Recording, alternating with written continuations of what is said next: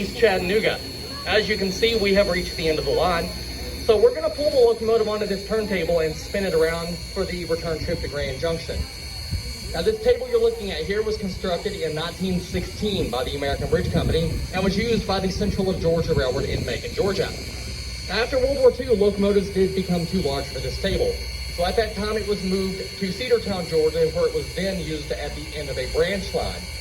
Now we acquired it in the 1980s, moved it to this location, and we have had it in operation here ever since.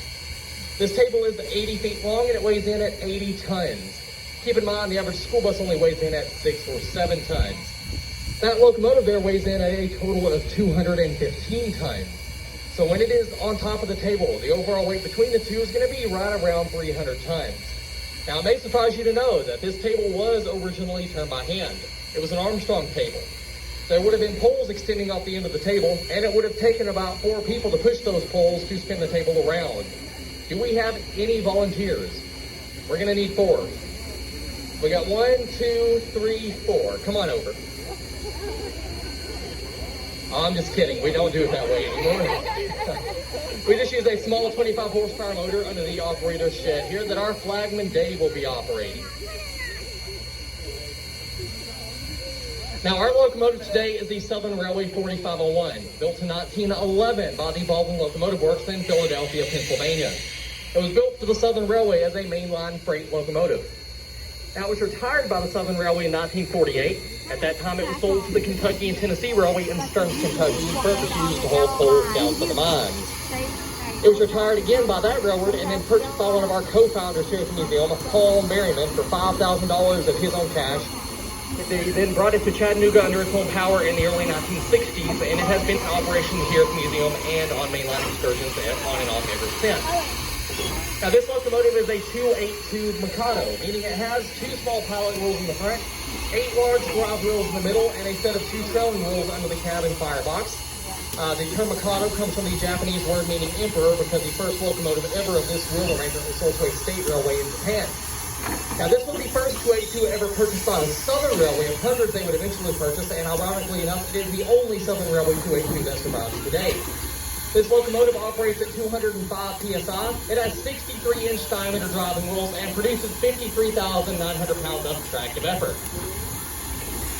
Now, as you can see, the wheelbase of this locomotive does fit on the turntable, but just barely. The locomotive itself does extend off full from the table by a few feet.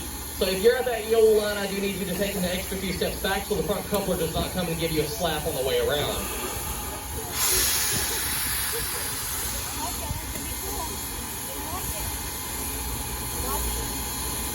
Now, if you have a look up in the cab there, you'll see our engineer, Ricky. She is responsible for operating this locomotive today and getting us here and back safely. So everyone go ahead and give her a wave.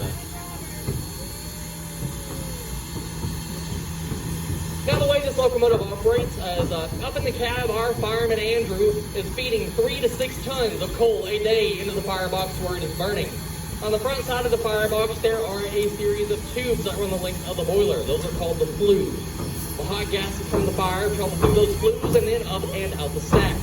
Now, surrounding the flues and the firebox is water. That water is heated by those hot gases until it converts to steam. Steam, of course, does expand, raising the boiler pressure up to 205 psi. Now, when Ricky opens that throttle, that steam is channeled down into these large cylinders you see on the side of the engine here. Inside these cylinders is a large piston the steam is pushing on either side of.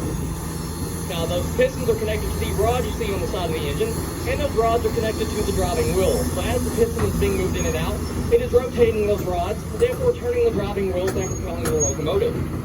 Now, after that steam has been exhausted from the cylinders, it mixes with the hot gases in the smoke box here part of the locomotive and then shoots up and out the stack.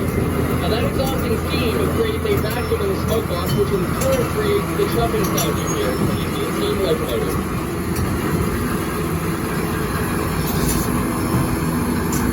Now, to line this table up to the correct track today, we stopped to use the original method, and that would be the antique method of eyesight.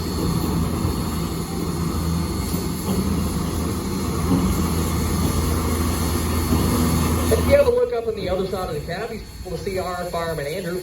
He's responsible for feeding that fire as well as maintaining the water level in the boiler to produce all the steam this engine operates on.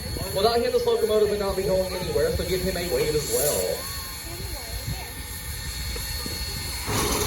Now, most of you have probably seen this locomotive before and don't even realize it. This locomotive has been used in many Hollywood films and music videos. For example, it was used by Johnny Cash on many occasions for his music videos.